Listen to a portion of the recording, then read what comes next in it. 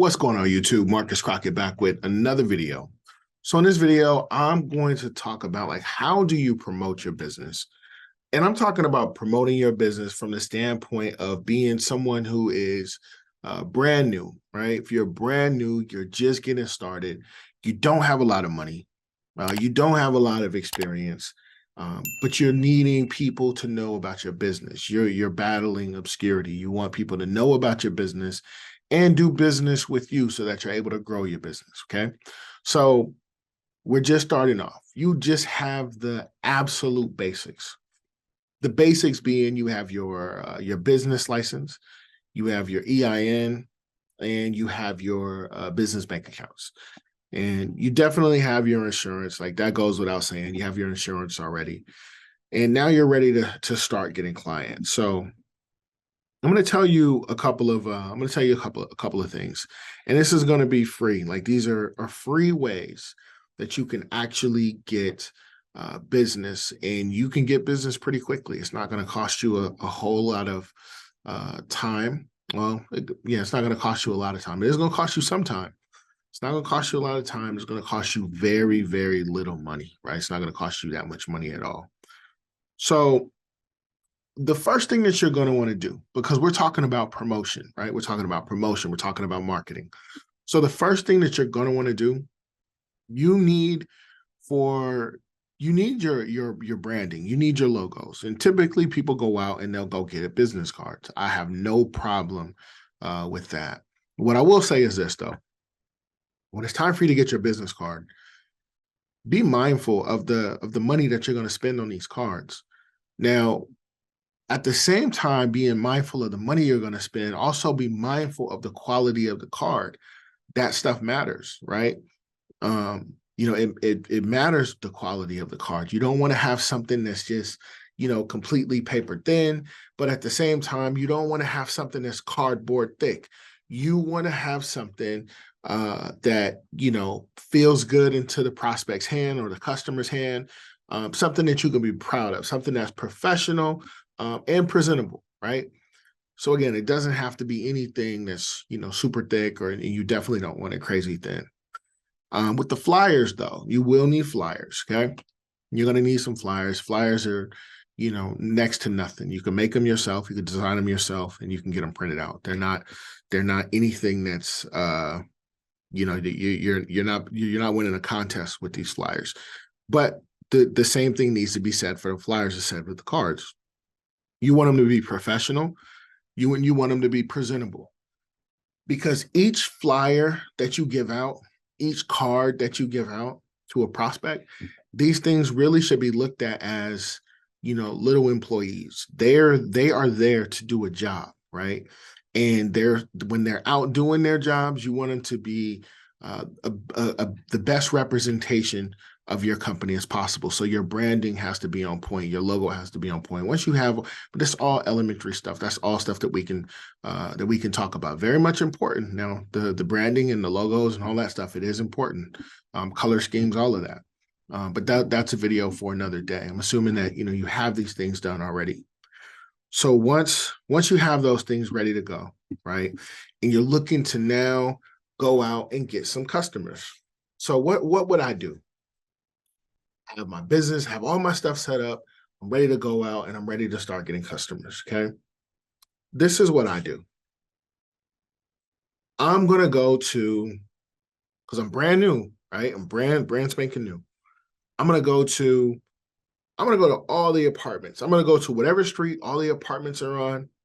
I'm going to go around 10 o'clock between 8 and 10 o'clock in the morning. I'm going to go meet with the manager or the property manager or one of them, who's ever there that can make a decision. I'm going to introduce myself. Hello, my name is Marcus. I'm with such and such company. I was just driving by, we're not too far away from here. I'm driving by. I just wanted to stop in, introduce myself, and possibly and to see if you guys were in the market for any additional cleaners. How do I become a vendor? How do I get on? And with apartments is like this. They're always looking. Apartments are always looking for new cleaners. Now, here's the thing with apartments though. Apartments always want the best work at the cheapest rate. Now, it's easy for someone to say, well, everyone wants the best work at the cheapest rate. And that's not 100% true. We have, so let's not even say we, right? There are medical staff or medical offices. There are, I almost said a jewelry store, but we don't do jewelry stores. We've never had a jewelry store. There are medical offices. There are, when I say medical offices, let's branch off of that and go into cancer centers. There are optometry centers. There are specialty surgery centers. They're just places that value quality over money. So it's not always going to be, we want the best work at the cheapest rate. This is the reason why there's stores like Nordstrom's, and then there's stores like Marshall's, or there's stores like Neiman Marcus, and there's stores like Walmart, right? There's it's a difference, right? Where some people value quality, some people value price. Wherever you fall or wherever your client falls on that, that's just what it is. It's okay, right? People value different things. But apartments, typically what I found, unless it's an upper scale apartment, most apartments, they want both. They want good quality, but they want a cheaper rate. Okay. They always want to pay they want to pay the lesser amount. And usually it's, depending on whatever market you're in, it's always right around the same area. Like maybe some cleaner may clean for $30 less than the other one. This is just in my personal experience. We do know that the higher you go up in cost for the apartment, so if it's like a high rise, their quality standards are going to be a lot higher than apartments in other demographics. So be mindful of that. But go in, introduce yourself, ask if you're looking to, ask if they are in the market. And then the whole point of this is not to get the walkthrough right now. It's not to get the contract right now. We're there to promote. We're there to market. You're there for your face to be seen and your company to be known, right? But I will tell you this, in apartments, they are always looking, and you may end up doing a walkthrough that day. They may want to quote the following day to see what the numbers are, right? They're not going to wait until they don't have anyone before they get someone. They're going to be like, okay, well, this cleaner, they're not doing a good job, or they're going on vacation, or whatever the case is.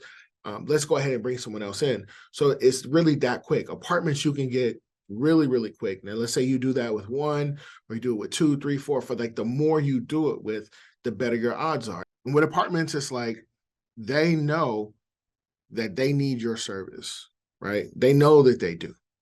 So it's less salesy. They're more familiar with the process. And then also too, like, it even helps you out because you don't really have to measure the square footage because they have the floor plans already set up. You just kind of got to figure out what pricing model you want to go off of. So that's the first way I would go about getting accounts. If I didn't have any accounts, or if I'm looking to promote and I'm brand new and I don't have much money. And the thing about, hospitality in any sense, whether it's the homes or hotels or whatever, the better job you do, they're always going to tell their friends. They're going to tell their friends in neighboring offices, neighboring communities. So this literally just happened. And I didn't even know that this was a thing. I didn't know that hotels did this. I got a call last week, and I went in last Friday. I never work Fridays. I don't do any walkthroughs or anything like that on Fridays. I only do behind the desk stuff. But since this was a hotel, we've never done hotels. I've always been under the impression that hotels are in-house staff, right? Their housekeeping is done in-house. So I get a call. I go in. I meet with a lady, really nice lady. And we talked for about an hour and a half. And she wants me to basically just send her workers. I listened to it, and there is some positives to it, but I don't think we're going to go with it. I think we're going to go because I would have to change my business model, or I would have to create another branch of my business and just focus solely onto her. But the whole point of me bringing that up is that one of her main selling points was Marcus, you guys come in here, you do a good job. You know, they are a large hotel. There's a lot of them. She said we have 7 other ones in the city that we can give you. We can refer them to you, right? And it's a lot of money. It's a lot of money, but it's more work than I want to do. It's more because I have to change a lot, and I'm in the middle of doing things, right? But my point is, again, I just want to stress this is that you know the image that she saw of me was promotion, how I was able to go in and communicate with her and talk with her and give her my car and all of this stuff. This is all business promotion, right? And at the same time, she's like, okay, well, if things work out, then we'll go ahead and we'll open the doors and we'll give you more business, right? This is all promotion, right? So it can definitely happen for you and for anyone. Like if you go in, you do a good job, you're a good representation of your company. Other people will talk and word of mouth will spread and you'll get more business, okay? Aside from the apartments, right? Because we're off the apartments. We've already gone through that. Look around, like look what's going on in the cities. Every city, just about every major city, there's so much building going on, right? They're building these high rises, they're building, apartments, they're building all of this stuff.